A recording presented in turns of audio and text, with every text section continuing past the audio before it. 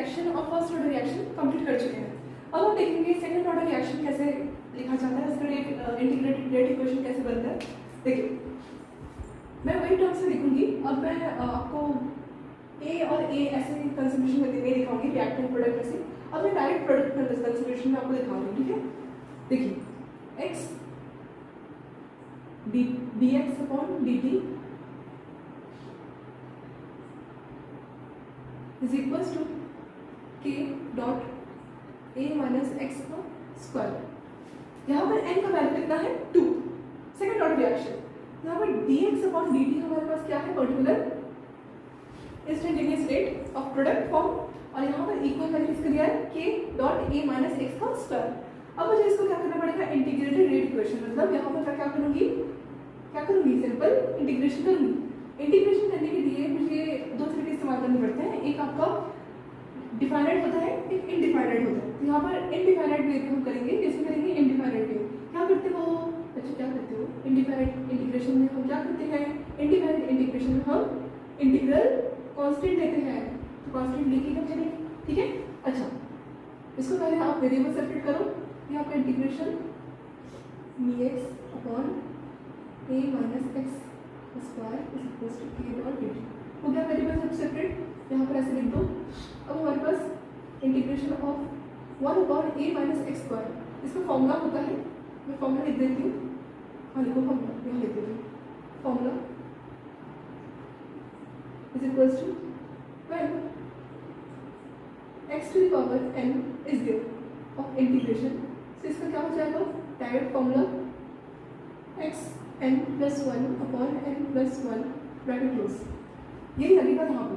अब करो ब्रैकेट में a माइनस एक्स, देखिए ये जब ऊपर जाएगा a माइनस एक्स, तो क्या किस फॉर्म में जाएगा, 2 माइनस 2 माइनस 1 नहीं हो सकता, माइनस 2 कुछ भी हो सकता है। माइनस 1 का इंटीग्रेशन क्या होता है, कोई भी वेरिएबल का लॉग ए माइनस एक्स, लॉग ए ऐसे माइनस 2 प्लस 1 ब्रैकेट कर रही हूँ मैं, माइनस 2 प्लस 1, माइनस 2 है ना, एन का वैल्यू यहाँ माइनस 2 प्लस 1 किया। अब यहाँ पर मुझे मल्टीप्लाई करना पड़ेगा कोफिशिएंट के साथ, विच इज माइनस 1, राइट। तो यहाँ पर इसलिए मैंने माइनस 1 के साथ मल्टीप्लाई किया है, इंटीग्रेशन का रूल है। अगर यहाँ पर ए है तो क्या क्या होगा, प्लस 1, ठीक है, इंटू। अच्छा अब देखिए के टी लिख देती हूँ।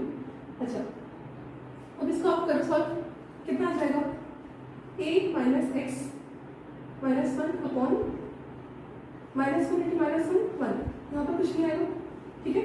देखिए माइनस 2 प्लस 1 कितना आ जाएगा, माइनस 1 इंटू माइनस 1, यहाँ पर 1 है, कुछ नहीं है, मतलब इसका पूरा हमारे पास वैल्यू कितना आ जाएगा, कुछ ऐसे 1 upon A minus x bracket is equals to के टी।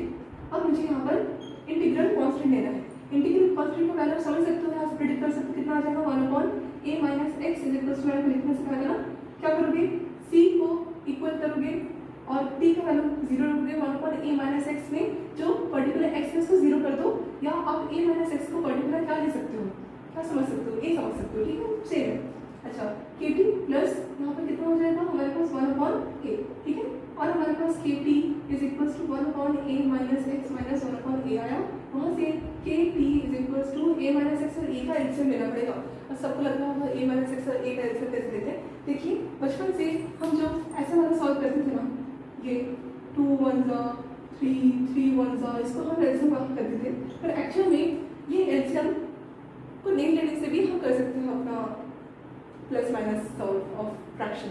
कैसे कर सकते हैं, देखिए एलसीएम तो एक लोएस्ट कॉमन मल्टीपल रूल बना है जिसमें हमको इजी वे में आंसर दे, पर एलसीएम में रास्ता नहीं है कि हमारे पास इसका आंसर है। एक्चुअल में ये दो डिनोमिनेटर्स का मल्टीप्लिकेशन ही होता है, इसीलिए यहाँ पर ए माइनस एक्स आप लिखोगे और यहाँ पर ए माइनस एक्स ऐसे ब्रैकेट में लिखोगे। इसको अगर आप ओपन करोगे तो ए माइनस एक्स प्लस एक्स हो जाएगा, यहाँ पर ए और ए कैंसिल हो जाएगा, जहाँ पर एक्स अपॉन ए माइनस एक्स आपका बचेगा, ठीक है, और इसके इक्वल रहेगा के टी, है ना। और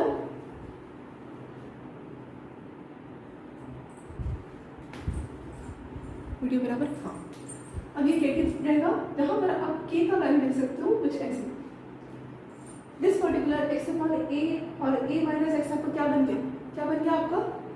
आप समझ सकते हो कि ये रेट आपका रेट कांस्टेंट का वैल्यू है, किसका है, first order reaction, second order reaction, first order का निकल चुका है, सेकंड ऑर्डर रिएक्शन का ये आपका रेट कांस्टेंट का वैल्यू निकल गया।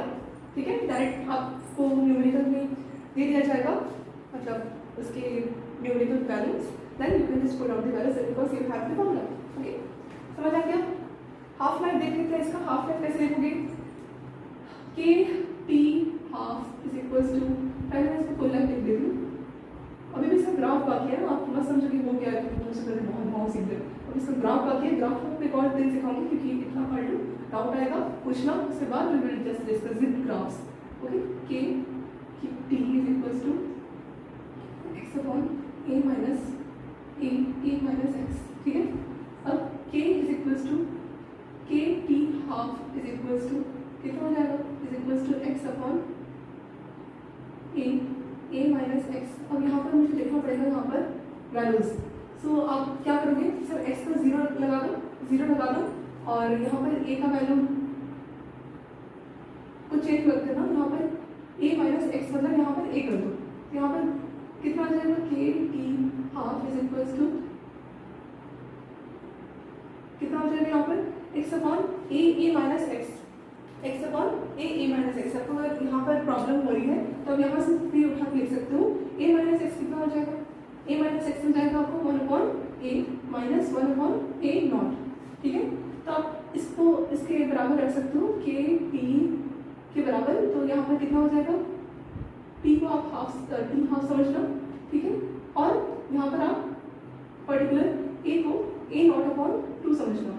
अगर मैं 2 upon a not minus 1 upon a not करूँगी तो कितना आ जाएगा, 1 upon a not only which is equals to के T half value, where k is equals to, यहाँ से वैल्यू हमारे पास कितना आ जाएगा, 1 अपॉन ए नॉट, यहाँ पर के लिख दीजिए, वैसे भी 1 अपॉन के तो कांस्टेंट है, तो यहाँ पर t half is directly proportional, is not directly proportional to a not, is inversely proportional to a not. Okay, ऐसे होता है।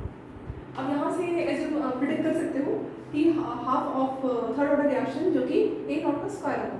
ठीक है, वो भी इनवर्सली प्रोपोर्शनल, एक ऐसे समझने का तरीका है। अब ये वाला जो पर्टिकुलर हमने देखा ना, जो रिएक्शन किसका, second order reaction integrated rate equation, ये आपको किसका था पता है, जब आपका रेट रिएक्टेंट का जो आपका पर्टिकुलर ये जो रेट लॉ एक्सप्रेशन है वो सेम कंसंट्रेशन ऑफ मोल में डिपेंड करेगी। ठीक है, तब ये आपका ये रूल फॉलो होगा। जैसे अगर मैंने स्क्वायर लिया है, ये ब्रैकेट में जो वेरिएबल आप देख रहे हो, इसका अगर स्क्वायर मतलब ए माइनस एक्स एक है, एक और ए माइनस एक्स है, तभी तो यहाँ पर इसका स्क्वायर लिया है ना। अगर यहाँ पर ए माइनस एक्स लेना है तो ज़रूरी नहीं है ना कि ए माइनस एक्स का ही 2 हो, मतलब ए माइनस एक्स से बार बार रिपीट हो, ऐसा ज़रूरी नहीं है।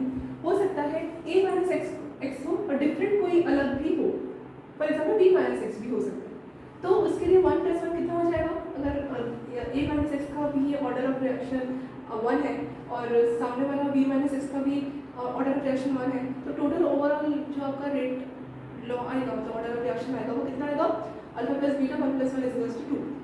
तभी भी आप क्या कर सकते हो, सेकंड ऑर्डर रिएक्शन का रूल फॉलो कर सकते हो और आप करोगे, वहाँ पर हमको देखना पड़ता है ए इज ग्रेटर देन बी, मतलब जब आपका पर्टिकुलर जो ए माइनस एक्स और बी माइनस एक्स में जब एक्स तो कॉमन है पर ए और बी तो अलग अलग है ना, वही तो आपका अलग अलग रिएक्टेंट का कंसंट्रेशन को शो कर रहा है। तो ए अगर बड़ा हुआ बी से तो आपका अलग फॉर्मूला बनता है, बी अगर ए से बड़ा हुआ तो अलग फॉर्मूला बनता है, बहुत ज़्यादा अलग नहीं होता, बस न्यूमरेटर डिनोमिनेटर में रिवर्सिबल चेंज आता है। ठीक है, तो मैं आपको अभी वो करके दिखाती हूँ, then we will just conclude the video. Okay, third order reaction देख लेंगे उसका कांस्टेंट के साथ, और बाकी मैं कांस्टेंट के साथ ही आपको डिफरेंट जब आपका रहा रिएक्टेंट तब आप कैसे उसको सॉल्व करोगे वो हम देखेंगे। ठीक है, तो यहाँ तक क्लियर हो गया, कुछ डाउट था आराम लिख लीजिए कि यहाँ पर सेम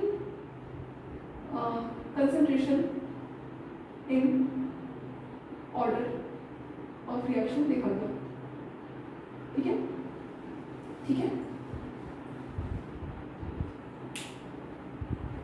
देख लीजिए।